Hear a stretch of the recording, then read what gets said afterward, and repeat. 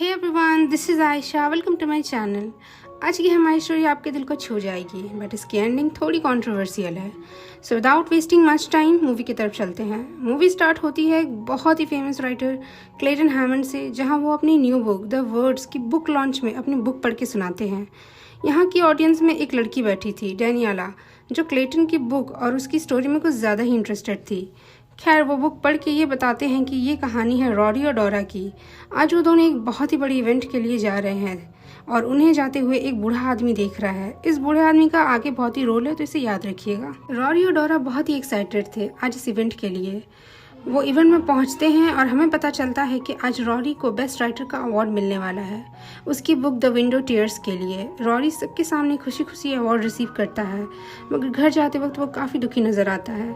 आगे mister Clayton बताते हैं कि आज रॉरी के पास सब कुछ था, जो भी उसने ड्रीम देखा था, मगर आगे वो बूढ़ा आदमी सब कुछ बदल के रख देने वाला था। मिस्टर क्लेटन अब रॉरी की 5 इयर्स पहले की इस कहानी बताते हैं, जब वो बस एक स्ट्रगलर था। जब रॉरी और उसकी गर्लफ्रेंड डोरा एक छोटे से अपार्टमेंट में साथ रहते थे। उनके पास ज़्यादा कुछ तो नहीं था, मगर वो एक दूसरे से बहुत प्यार करते थे। वो दिन भर साथ गुजारते, मगर रात में रॉरी अपनी बुक लिखता था। वो एक राइटर बनना चाहता था, मगर फिलहाल उसके पास कोई भी जॉब नहीं थी, तो अपने डैड से पैसे मांगने जाता है। वहाँ उसके डैड उसे 2-4 बातें सुनाते हैं कि उसे अब ये राइटिंग छोड़ के कोई जॉब करनी चाहिए। आखिर आगे चलकर उसे डोरा से शादी भी करनी है। कैसे करेगा अगर ये राइटर बनने की जिद लेकर बैठा रहेगा तो? ये सब सुनने के बाद रॉरी वहाँ से जानने लगता है, मगर उसके डैड उसे रोक कर उसे पैसे दे देते हैं, बट ये भी वार्निंग देते हैं कि ये आखिरी बार है। मगर रॉरी फिर भी अपनी बुक को लिखता है। हर जगह से बस उसे रिजेक्शन ही मिलता है, मगर किसी को भी उसकी बुक की स्टोरी में इंटरेस्ट नहीं था। तो फाइनली रॉरी थक के एक बुक पब्लिशिंग कंपनी में जॉब करना स्टार्ट कर देता है, इस उम्मीद में कि शायद यहाँ उसका कोई कनेक्शन बने। रात को डोरा पूछती है क्या आज वो अपनी बुक नहीं लिखेगा, तो रॉरी कहता है आज वो बस मूवी देखेगा, जैसे अब वो अपने राइटर बनने के सपने को छोड़ चुका है। इसके कुछ दिन बाद रॉरी और डोरा शादी कर लेते हैं और हनीमून के लिए पेरिस जाते हैं। वहाँ वो एक एंटीक शॉप में जाते हैं, जहाँ रॉरी को एक बैग दिखता है। वो उसे काफ़ी पसंद आती है, तो डोरा उसके लिए वो खरीद देती है और खुशी खुशी वो अपना हनीमून मना के घर वापस आ जाते हैं। और आखिर वो कॉल आ ही जाता है जिसका रॉरी को इतने वक्त से इंतज़ार था। वो पब्लिशर रॉरी की बुक की काफ़ी तारीफ करता है, मगर साथ ही ये भी कहता है कि जिस तरह की मार्केटिंग चल रही है, रॉरी की इस स्टोरी को कोई भी पब्लिश नहीं करेगा। ये सब सुन के रॉरी बहुत ही उदास हो जाता है। आखिर उदास हो भी तो क्यों ना, उसने इस बुक पे 3 साल मेहनत की और उसे ये सुनने को मिला। उसने और भी बहुत सारी पब्लिशिंग कंपनी को रिक्वेस्ट भेजी, मगर सबने उसकी बुक को रिजेक्ट कर दिया। तो रॉरी थक के अपनी बुक डस्टबिन में डाल देता है। अब एक दिन रॉरी अपने पेपर्स ट्रांसफ़र कर रहा था उसी बैग में जो उसने हनीमून पे पेरिस से खरीदी थी, तो उसमें से उसे पेपर्स की एक फ़ाइल मिलती है जो काफ़ी पुरानी थी। वो उन पेपर्स को पढ़ता है तो वो एक स्टोरी थी जो ना जाने किसने लिखी थी। रॉरी अपनी वाइफ और फ्रेंड्स के साथ डिनर पे गया, मगर वहाँ भी वो कंटिन्यूसली उस स्टोरी के बारे में सोचे जा रहा था कि आखिर इतनी अच्छी स्टोरी किसने लिखी। वो इतनी अच्छी स्टोरी कभी नहीं लिख सकता। वो डिस्टर्ब होकर टेबल से उठ के चला जाता है और डोरा से भी उसकी बहस हो जाती है कि आखिर वो अपनी लाइफ के साथ कर क्या रहा है। रात में रॉरी वही फाइल फिर निकालता है और वही स्टोरी अपने कंप्यूटर पे कॉपी करने लगता है। उसे नहीं पता वो ऐसा क्यों कर रहा था, शायद वो फील करना चाहता था उस स्टोरी को। ऐसे ही वो बिना उस स्टोरी में एक कॉमा भी चेंज किए पूरी कहानी अपने कंप्यूटर में लिख लेता है। नेक्स्ट डे डॉरी डोरा को कहती है कि वो आज कंप्यूटर पे काम कर रही थी, तो उसने उसकी स्टोरी पढ़ी और वो बहुत अच्छी थी। उसने आज तक जितनी भी स्टोरीज़ लिखी है, ये उनमें से सबसे अलग है। उसे ये स्टोरी पब्लिशर्स के पास लेके जानी चाहिए। रॉरी डोरा की आंखों में वो खुशी देख के उसे बता ही नहीं पाता कि ये स्टोरी उसने नहीं लिखी है, और डोरा के फोर्स करने पे वो स्टोरी अपने कंपनी के हेड पब्लिशर को पढ़ने के लिए देता है और उनकी ओपिनियन इस बुक के ऊपर मांगता है। मगर दिन वीक्स और वीक्स महीनों में बदल जाते हैं, बट हेड पब्लिशर्स की तरफ से कोई भी खबर नहीं मिलती। तो रॉरी भी उस बुक के बारे में भूल चुका था। मगर अचानक एक दिन हेड पब्लिशर रॉरी को बुला कर कहते हैं कि उन्होंने उसकी बुक कल रात पढ़ी। It was fantastic. वो उसकी बुक पब्लिश करने के लिए बहुत ही एक्साइटेड थे। वो तुरंत ही रॉरी से कॉन्ट्रैक्ट साइन करवाते हैं। बुक बहुत ही सक्सेसफुल होती है और ये वही बुक थी द विंडो टीयर जिसके लिए रॉरी को बेस्ट राइटर का अवार्ड मिला था, जो सीन हमने कहानी के स्टार्ट में देखा था। और यहाँ मिस्टर क्लेटन जो हमें ये कहानी सुना रहे थे रुकते हैं और कहते हैं कि इसके आगे की कहानी हम 30 मिनट्स बाद स्टार्ट करेंगे। जब क्लेटन लोगों को ऑटोग्राफ दे रहा था तो उसके पास वही ऑडियंस में बैठी लड़की डैनियला आती है। क्लेटन भी उसकी खूबसूरती की तरफ अट्रैक्ट होता है। दोनों थोड़ा बातचीत करते हैं तो क्लेटन डैनियला को ग्रीन रूम चलने को कहता है।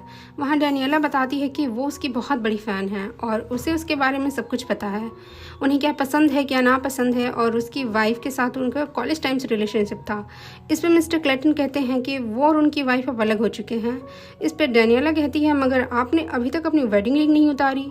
इससे हम समझ पाते हैं कि मिस्टर क्लेटन अभी भी अपनी वाइफ को प्यार करते हैं। इतने में एक आदमी उन्हें बुलाने के लिए आता है क्योंकि उनके बुक रीडिंग का टाइम हो गया था।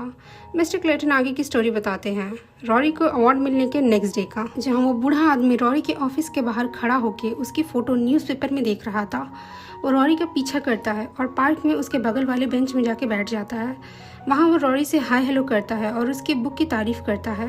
वो कहता है तुमने तो बस ये बुक लिखी है लेकिन मैंने इस कहानी को जिया है। रॉरी को उस बूढ़े आदमी की बातें कुछ अजीब लगती है तो वो वहाँ से जाने लगता है। तो वो आदमी रॉरी को ऑटोग्राफ के लिए रिक्वेस्ट करता है उसकी बुक पे और कहता है कि अब वो उसे एक स्टोरी बताएगा। तो क्या वो उसकी स्टोरी लिखेगा और क्या वो उसे उसके लिए क्रेडिट देगा? तो रॉरी उठ के जाने लगता है। तो वो बूढ़ा आदमी बोलता है ये स्टोरी है उस आदमी की जिसने एक बुक लिखी और उसे खो दी, जो बाद में तुम जैसे किसी आदमी के हाथ लग गई। रॉरी ये सुन के शॉक्ड हो जाता है और उस बूढ़े आदमी के बगल में जाके बैठ जाता है। तो वो बूढ़ा आदमी अपनी कहानी बताता है और याद रखिएगा उस बूढ़े आदमी का नाम जैक है।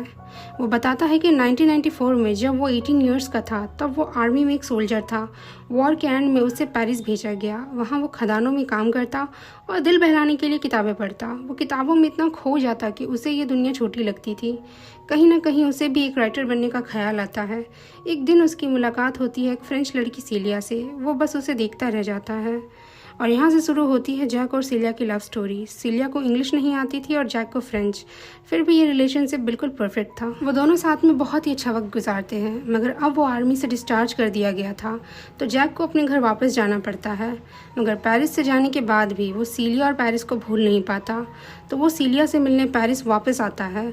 वहाँ वो एक जर्नलिस्ट की जॉब ले लेता है ताकि वो अपने राइटर बनने का सपना पूरा कर सके और 2 वीक्स में वो सीलिया से शादी कर लेता है। कुछ टाइम बाद उन दोनों की एक बेटी होती है। एक दिन जैक ध्यान देता है कि उसकी बेटी बहुत रो रही है।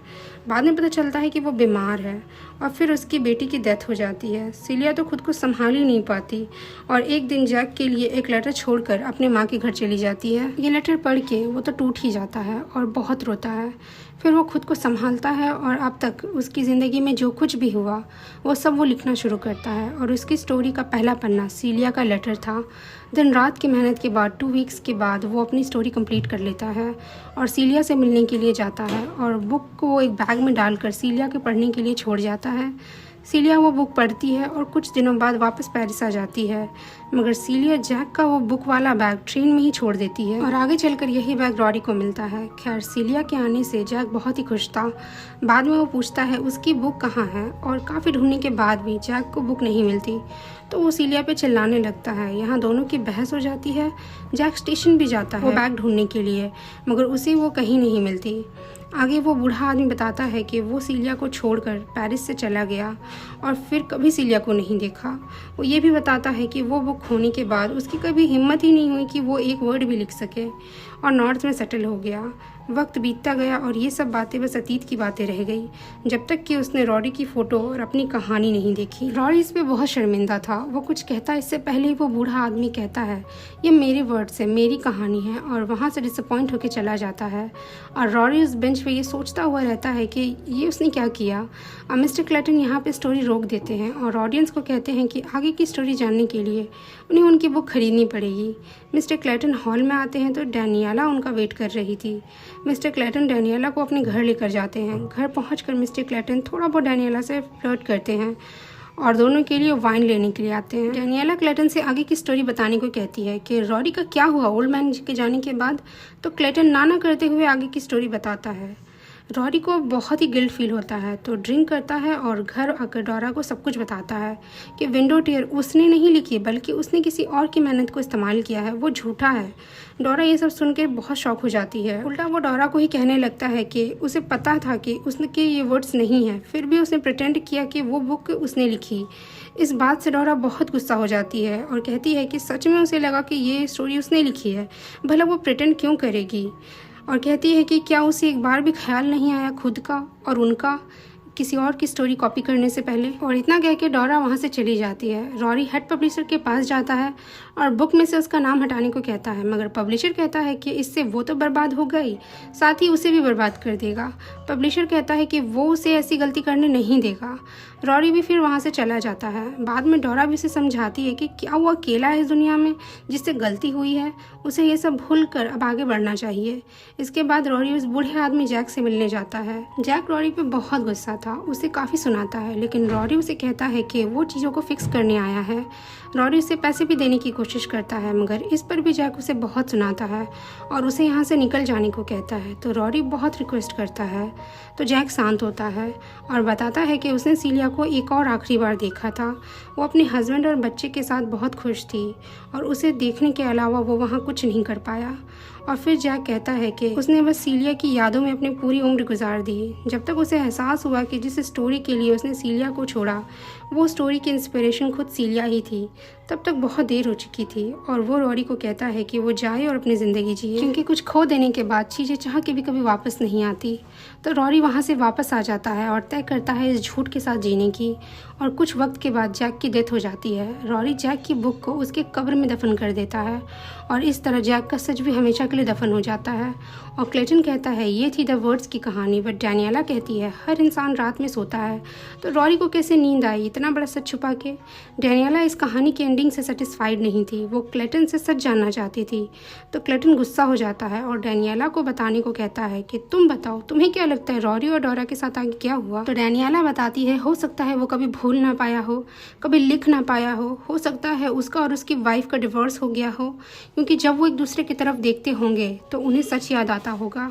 ये भी हो सकता है वो जब भी पब्लिक में निकलता होगा तो उसके कॉन्फिडेंस के मास्क के पीछे उसे सोफिस्टिकेशन होता होगा, लेकिन जब भी रात में सोने के लिए अपनी आंखों को बंद करता होगा उसे उस बूढ़े आदमी का चेहरा नजर आता होगा।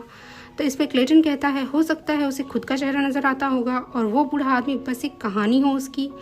ये भी हो सकता है कि वो एक सक्सेसफुल राइटर बन चुका हो और न्यूयॉर्क के एक अपार्टमेंट में वो एक उससे बहुत ही कम उम्र की लड़की के साथ हो। क्लेटन कहता है कि फिक्शन और रियलिटी में फ़र्क है, यहाँ दोनों किस करते हैं, मगर क्लेटन रुक जाता है। तो डैनियला उससे पूछती है क्या प्रॉब्लम है, मगर क्लेटन उससे दूर जाके बैठ जाता है। इस पर डैनियला पूछती है कि क्या उसे कोई और चाहिए, तो क्लेटन डोरा को याद करता है और फाइनली हमें पता चलता है कि क्लेटन कोई और नहीं खुद रॉरी है। और यहाँ पे स्टोरी एंड हो जाती है, मगर यहाँ हमें कुछ बातें समझ आती हैं कि डैनियला ने बिल्कुल सही कहा था कि रॉरी और डोरा अलग हो जाएंगे, क्योंकि वो बूढ़े आदमी का सच वो कभी भूल ही नहीं पाएंगे।